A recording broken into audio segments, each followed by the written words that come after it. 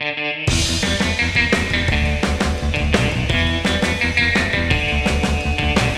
eu sou o Matheus Marcolini e seja muito bem-vindo ao Resumo News, o podcast de notícias do Resumo ETEC.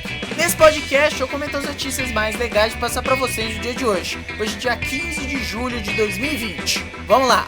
E a primeira notícia do G1. Bolsonaro informa em rede social que novo exame para Covid-19 deu positivo. Matéria do Pedro Henrique Gomes e do Felipe Matoso, do G1 de Brasília, para abrir a edição do Resumo News de hoje, quarta-feira, dia 15 de julho de 2020. Então, o presidente Jair Bolsonaro informou nessa quarta-feira que ele realizou um novo exame de detecção da Covid-19 e que deu positivo. Esse material foi colhido na manhã de terça, ou seja, ontem, e o resultado foi liberado à noite. Vou abrir aspas aqui pro que o Bolsonaro falou numa transmissão no Facebook. Eu não recomendo nada. Eu recomendo que você procure seu médico e converse com ele. O meu, no caso, o médico militar, foi recomendada a hidroxicloroquina e funcionou. Estou bem, graças a Deus. Ontem de manhã fiz exame. À noite deu resultado que ainda sou positivo para o coronavírus. A gente espera que nos próximos dias eu faça um novo exame e, se Deus quiser, dê tudo certo pra gente voltar logo à atividade. O Bolsonaro ele tá despachando as reuniões dele por videoconferência desde o dia 7. Então faz aí uma semana que ele tá de EAD, pode-se dizer, né? Home office é melhor.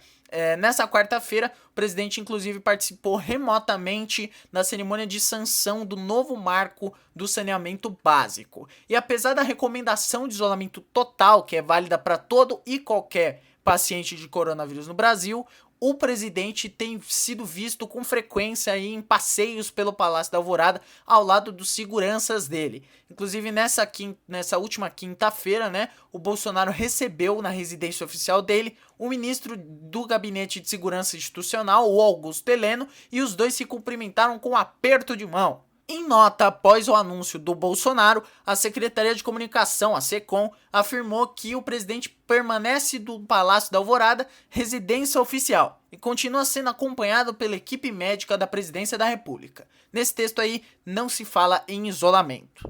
E é muito engraçado o fato de que ele... Engraçado não, é meio bizarro, né? O fato dele meter a cloroquina. Ah, me recomendaram cloroquina, eu já tô melhor, tomei cloroquina.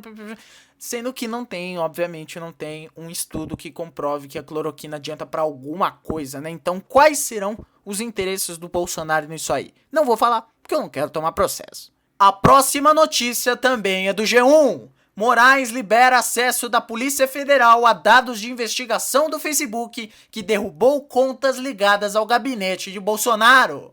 Matéria do Márcio Falcão e da Fernanda Vivas, da TV Globo de Brasília. Então o ministro Alexandre de Moraes, do STF, o nosso careca mais bonito do Brasil, o ritmo brasileiro, ele autorizou a Polícia Federal a acessar dados de uma investigação no Facebook que resultou lá na remoção de contas, né, ligadas ao PSL e aos gabinetes da família Bolsonaro nas redes sociais. Essa decisão ela tá em sigilo e ela foi tomada durante a semana passada em 2 inquéritos do STF. Quais que são eles? Vamos lá.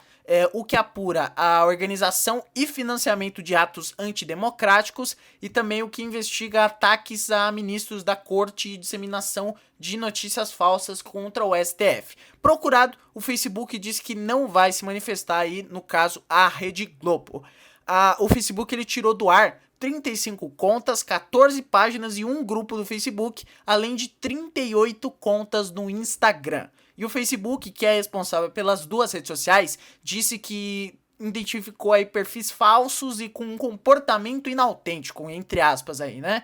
Que é quando um grupo de páginas e pessoas atua em conjunto para enganar outros usuários sobre quem eles realmente são, né? Aquele caso aí de perfis falsos que se passam por verdadeiros. De acordo com o Facebook, os responsáveis pelos materiais removidos tentaram ocultar suas identidades. Porém, mesmo assim, as investigações encontraram ligações entre as páginas e pessoas, né, associadas ao PSL e aos gabinetes do presidente Jair Bolsonaro, dos filhos dele, inclusive aí o deputado federal Eduardo Bolsonaro, que é o mais aí, golpe militar, e o senador Flávio Bolsonaro, que é o corrupto, né, das laranjas, e também o Anderson Moraes e a Lana Passos, que também são deputados estaduais, só que pelo PSL do Rio de Janeiro.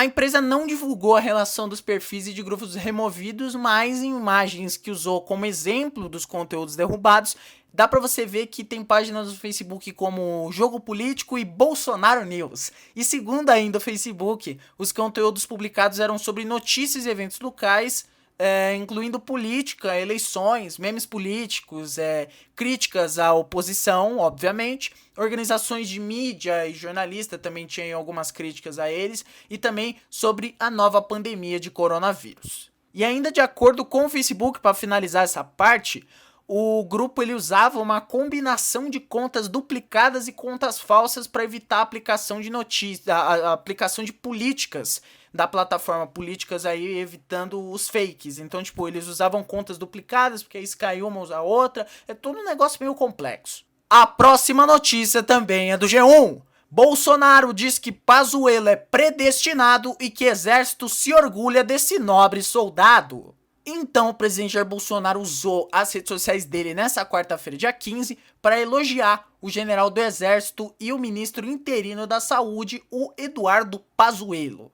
Segundo Bolsonaro, o militar é um predestinado, aí, entre aspas, né, predestinado, e nos momentos difíceis ele sempre está no lugar certo. Vou abrir aspas agora para o Jair Bolsonaro. Quis o destino que o general Pazuello assumisse a interinidade da saúde em maio último. Com 5.500 servidores no ministério, o general levou consigo apenas 15 militares para a pasta. Grupo esse que já o acompanhava desde antes das Olimpíadas do Rio. Pazuello é um predestinado. Nos momentos difíceis sempre está no lugar certo para melhor servir a sua pátria. O nosso exército se orgulha deste nobre soldado. E esse post aí ele veio a público dias depois do ministro do STF, o Gilmar Mendes, igual eu falei, acho que no programa de segunda-feira, criticar a presença e a conduta do Pazuello à frente do Ministério da Saúde, né? O Mendes ele disse numa live que tipo havia um vazio na pasta, porque ele é interino, não é o titular, e que o Exército Brasileiro estava se associando a esse genocídio aí, se referindo às mortes decorrentes da Covid-19. Então, diante dessa declaração do Gilmar Mendes, no final de semana, o Ministério da Defesa protocolou uma representação na PGR contra o Gilmar Mendes. Porém, não parece que o Pazuello aí tem muito futuro. O vice-presidente, o Hamilton Mourão, ele afirmou nessa terça, ou seja, ontem, que tudo indica que o presidente Jair Bolsonaro substituirá o ministro interino da Saúde, o Eduardo Pazuello, em um momento próximo aí. E de acordo com o colunista do G1 e da Globo News, o Gerson Camarote, generais da ativa e da reserva avaliam que o Pazuello deve definir logo o futuro dele, porque parece que a casa dele vai cair. E a rapidinha de hoje é que o SBT vai voltar a transmitir futebol depois de 17 anos, sim, faz bastante tempo. Então, logo mais, eu não sei quando você está escutando esse episódio. Eu tô gravando agora, terminando de gravar antes das 9 horas. Então, às 9 horas vai ter a final do Campeonato Carioca entre Flamengo e Fluminense no Maracanã. Essa transmissão que vai decidir aí, claramente, o campeão carioca. Essa partida será com o locutor esportivo danadinho Theo José. Saudade Theo José nas transmissões da Band, ele falando como é que é, craque Neto. O SBT, inclusive, que formou o Theo José, ele começou narrando lá.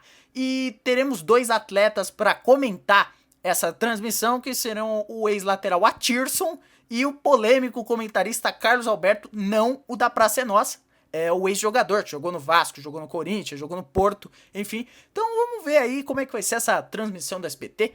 Provavelmente vai ter propaganda da Havan, isso já foi divulgado. Propaganda do governo federal talvez tenha, e talvez uns Jequiti piscando na tela, eu não sei. Vamos ver. Então é isso, muito obrigado a você que acompanhou o episódio até aqui. Se você gostou, manda pros seus amigos aí, porque o boca a boca é fundamental pra gente. E se inscreve se você estiver escutando no YouTube, se você estiver escutando em algum dos milhares de agregadores de podcast, assina o feed pra não perder os próximos episódios. Não esquece também de assinar o feed do outro podcast da família Resumo ETEC de podcasts, o República dos Bananas, que postou episódio novo ontem. Se você estiver escutando no dia do lançamento desse episódio, postou episódio novo ontem, episódio sobre o Vinícius de Moraes, muito legal, um projeto muito sensacional que a gente tá fazendo com a professora Denise Guaranha. Então é isso, eu vou ficando por aqui, amanhã você me escuta um pouquinho mais, até a próxima, beijo pra vocês, tchau!